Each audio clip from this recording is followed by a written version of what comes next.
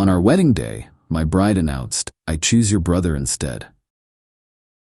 I replied, "Excellent choice." Then I revealed his gambling debts, legal charges, to her conservative parents. They dragged her from the altar while she screamed about second chances. I'm 32, male, the OP, and I'm still trying to process everything, but writing it down feels necessary, methodical. It helps quiet the ringing in my ears. Yesterday I was supposed to get married. The venue was perfect, a restored barn with fairy lights woven into the rafters. My fiancée, Rachel, 29, my SO of 4 years, looked radiant.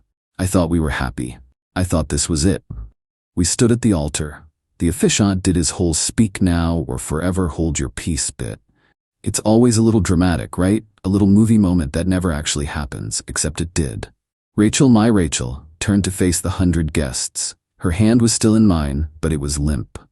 Cold. "I can't do this," she said, her voice trembling but clear. She looked out, her eyes finding my brother, Patrick, 30, my best man, standing beside me. "I'm sorry, I love you, but I'm in love with someone else." A collective gasp rippled through the guests. My mom's face crumpled. My dad looked like he'd been struck. I just stood there, my heart a frozen lump in my chest. She looked at him. "I choose Patrick." The silence that followed was the loudest thing I've ever heard. Patrick, the absolute coward, just stared at his shoes. He couldn't even look at me. Then all eyes turned to me, expecting what? A scene? Shouting? Tears? I felt a strange calm settle over me, like the eye of a hurricane. The pain was there, a deep, shearing agony, but it was contained. This wasn't a tragedy unfolding, it was a problem being presented. I looked at Rachel, then I looked at Patrick. Then I turned to Rachel's parents, Mr. and Mrs. Dennis. Very religious, very proud of their standing in their community. They believe in family, honor, and financial prudence above all else. They'd grilled me for months about my savings, my 401k, my 5-year plan. They'd only approved of me because I was stable. I gave them a small, tight smile. "Excellent choice, Rachel," I said, my voice steady. It didn't even waver. "He's all yours." Then I addressed her father directly. "Mr. Dennis, since we're sharing truths today, I feel it's only fair you have all the information about your new prospective son-in-law." The crowd leaned in. I didn't shout. I spoke with chilling clarity. "A few weeks ago, Patrick came to me for a significant loan, and it made me concerned. I looked into his situation. You should know that he is currently managing over $38,000 in online gambling debts. He also has 2 pending legal issues. One for public intoxication and disorderly conduct, and another is a small claims suit from a former landlord for $4,200 in damages. I have all the documentation to back this up, should you wish to see it." I let the facts hang in the air. I hadn't needed a prop. The truth was weapon enough. The explosion was instantaneous. Mr. Dennis's face went from pale to a deep apoplectic purple. Mrs. Dennis let out a sound like a wounded animal. Rachel started screaming, not at me, but at her father. "It's not like that. He's going to change. Everyone deserves a second chance." Mr. Dennis wasn't listening. He grabbed her arm, his knuckles white. "You have shamed us. You have shamed this family." He started physically pulling her, his own daughter, down the aisle and out of the barn. She was wailing, trying to wrench her arm free, her beautiful white dress dragging in the dirt. Patrick finally moved. He ran after them, shouting, "Sir, let her go. We can explain." I just stood there and watched, my best man and my bride disappearing in a cloud of familial rage and righteous fury. I turned to my parents. My mom was crying silently. My dad put a hand on my shoulder. "Son," he said, his voice thick with a mixture of pride and horror, "let's go home." I paid the vendors in full. I even told the caterer to serve the food to the guests who remained, mostly my friends and family, huddled together in shocked whispers. I couldn't eat. I'm now sitting in the house that was supposed to be our house. Her makeup is still on the vanity. His muddy Adidas sneakers are by the door from the last time he visited. The silence is deafening. I feel hollowed out, but clear. I didn't get hysterical. I just presented the facts. The consequences were the natural result of their own actions. This is the beginning of something, I know. They will not go quietly. But neither will I. Update. It's been a strange fortnight. The silence of the house has become a companion. I've packed all of Rachel's things, every last bobby pin and half-used bottle of moisturizer. I boxed them up neatly, labeled them. I'm not a monster, I'm just organized. The call started about 3 days after the event. First from Rachel. A barrage of texts and voicemails. They swung wildly from furious to pleading. You humiliated me. You ruined the most important day of my life. Followed by baby, we can fix this. I made a mistake, a terrible, terrible mistake. It was the pressure. Patrick meant nothing. Then came Patrick. His messages were less emotional, more pathetic. Bro, you didn't have to do me like that in front of her parents? Seriously? You've ruined everything. I didn't respond to a single one, blocked their numbers. My peace was more valuable. The first real move came last Tuesday, an email from Rachel. The subject line, Our Things. The email was short and demanding. She informed me that she and Patrick would be coming by on Saturday to pick up their belongings. She attached a list. It was audacious. It included her personal items, which was fine. But it also listed half the furniture, the new 65-inch television we'd bought together, the premium espresso machine I'd received as a birthday gift from my parents, and, bafflingly, the good towels. She also demanded the $2,850 security deposit from the apartment we'd shared for 2 years before moving into this house, a property that is solely in my name. To H, I almost laughed. This is where the cold, clear part of my brain took over. I wasn't going to get into a screaming match over email. I was going to use the system. I replied. My email was polite and formal. Subject, Our Things. Rachel, your personal belongings have been packed and are available for collection. Please let me know what day and time you would prefer, and I will leave the boxes on the front porch for you to collect. To avoid any discomfort for all parties, I will not be present. Regarding the other items you listed, I have attached copies of the credit card statements and bank transfers showing my sole purchase of the furniture, television, and espresso machine. As these are my property, they will be remaining in the house.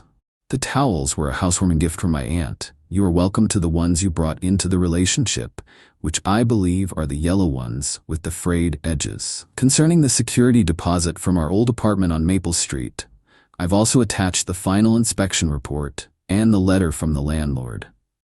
As you'll recall, the deposit was forfeited to cover the significant pet damage to the hardwood floors caused by your cat, Buttons, which you failed to disclose to me at the time. Finally, you are both no longer welcome on this property. Any attempt to enter the premises will be considered trespassing. I wish you well. I spent about an hour gathering the documents, scanning them, attaching them as neat little PDFs. It felt good. It felt clean. The response was almost immediate, a flurry of emails from a new address since I'd blocked her first one. The tone had shifted from demanding to outright vitriolic. She called me petty, a monster, a thief. She said Patrick was twice the man I was and that they would be happy, no thanks to me. She ended with, Fine, keep the stupid stuff. We don't need it. But you owe me for the wedding. I want my parents' contribution back. All $20,000 of it. I stared at that line for a long time. The audacity. Her parents' money. The money they gave us for a wedding she blew up at the altar. This required a different approach. Not an email to her, but a letter to them. Update. The letter I sent to the denizens was a masterclass in concerned sincerity. I expressed my deepest sorrow for how things ended. I acknowledged their pain and humiliation. I didn't lay blame. I just stated facts. I included a fully itemized budget of all wedding expenses. Every deposit, every payment. I showed where their generous $20,000 gift had been allocated. The non-refundable venue deposit, $10,000. The caterer, $8,000 paid in full. The florist, $2,500 paid in full. I explained that I had covered the remaining balance for the photographer, the band, and the cake myself. In the final paragraph, I wrote, Rachel has contacted me demanding I personally refund your contribution to her. While I sympathize with her distress, I'm sure you'll agree that the financial losses incurred were a direct result of her and Patrick's decisions on the day. All contracts were fulfilled by the vendors and myself. The services you paid for were rendered. It was Rachel who chose not to accept them. I sent it via certified mail. The confrontation I was expecting from them never came. Instead, it came from my own family. My mother called me last night, crying. Apparently, Patrick and Rachel had gone to them, not for forgiveness, but for support, financial support. They were living in a cheap motel and had been completely cut off by her parents, and Patrick had lost his job. He tried to claim it was because of the scandal, but I later found out the real reason. His financial issues had bled into his work life. He'd been fired for getting aggressive with human resources after they denied him a payroll advance for the third time in 2 months. It wasn't the scandal that did him in. It was the desperation he'd created for himself. Now they had the gall to ask my parents to help them, to give them money to start over. My dad, God bless him, told them to get out of his house. But my mom? She has a soft spot for Patrick. He's her baby. He's your brother, she wept over the phone. He's destitute. She says she's pregnant. I froze. Pregnant, of course. The ultimate trump card. Some of you in the comments guessed this would be their next move. The second chance she was screaming about at the wedding. It all clicked into place. Is she mom? I asked, my voice dangerously quiet. Or is that just what they're saying now that they're desperate? She says she is. They're your family, your own blood. This was the first moment I felt the ice around my heart crack. A flash of real hot anger. No, Mom, I said, my voice hard. He is your son. She is the woman he betrayed me with. They made a choice. They stood in front of 100 people and made that choice. Every consequence since has been a direct result of that single decision. Do not ask me to fix this. Do not ask me to pay for their life together. I'm done. I hung up. It was the first time in my life I'd ever hung up on my mother. For a moment, I felt a wave of guilt, but then it was replaced by something else. Resolution. The line had been drawn, not by me, but by them. I was just refusing to let them cross back over it. This morning I got a notification from Spotify. Rachel D. has been removed from your family plan. A small, petty detail, but deeply satisfying. I changed the Netflix password too. The digital cords are being cut, one by one. They think a baby will be their salvation. A way to guilt-trip both families into funding their mess. They've miscalculated. They don't know I'm holding one last critical piece of information. I'm just waiting for them to play their hand. Update. It's been a year. I thought I'd post a final update for everyone who followed this saga. The story didn't end with a bang, but with a series of predictable, pathetic whimpers, followed by one final quiet click. The pregnancy gambit was, as suspected, a lie. But it wasn't exposed by a tearful confession. About a month after my last post, I received a phone call from a distraught Mrs. Dennis. She was weeping. Rachel had called her, hysterical, claiming she was pregnant, and that if her parents didn't help her, she and the baby would be on the street. Mrs. Dennis, despite everything, was wavering. A grandchild changes things, doesn't it? I let her speak, her words tumbling out in a rush of pain and confusion. And then I played my final card. Mrs. Dennis, I said, my voice gentle but firm. I am so sorry you are being manipulated like this. Before you make any decisions, you should ask Rachel a specific question. Ask her about her appointment with her physician, Dr. Alexander, on March 12th. Ask her why she was referred to the Holloway Fertility Clinic. When she and I were still together, she told me the referral was due to significant fertility challenges she was worried about. A surprise pregnancy now seems statistically improbable. There was a long, heavy silence on the other end of the line. A fertility clinic? She whispered. Yes, I confirmed. I'm sorry to be the one to tell you. I truly wish you and your family peace. That was the click. The sound of the last door slamming shut in their faces. I never heard from the Dennisons again, but I heard through a mutual acquaintance that the call between Rachel and her mother that followed was apocalyptic. The lie wasn't just a lie. It was a cruel, calculated attempt to prey on her mother's deepest desires for a grandchild. It was unforgivable. Mr. Dennis, a man of honor, considered it the final nail in the coffin. He told a friend, I have one daughter. She is a missionary in Africa. He'd simply erased Rachel from his life. Without family support, their great love story quickly curdled. Reality hit them, and it hit hard.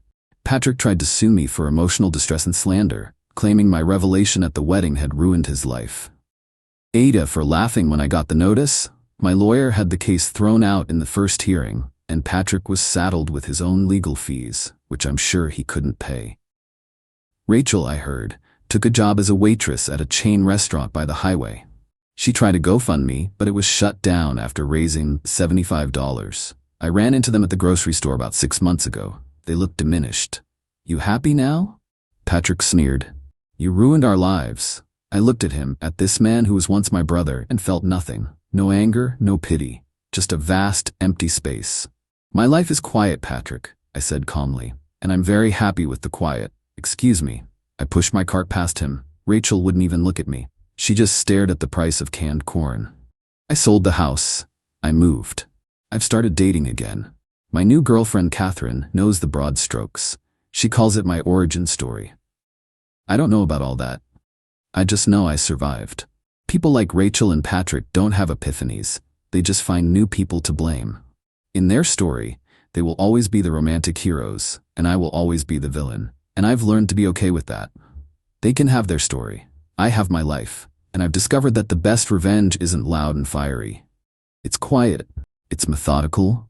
It's letting people face the consequences they built for themselves, one bad decision at a time.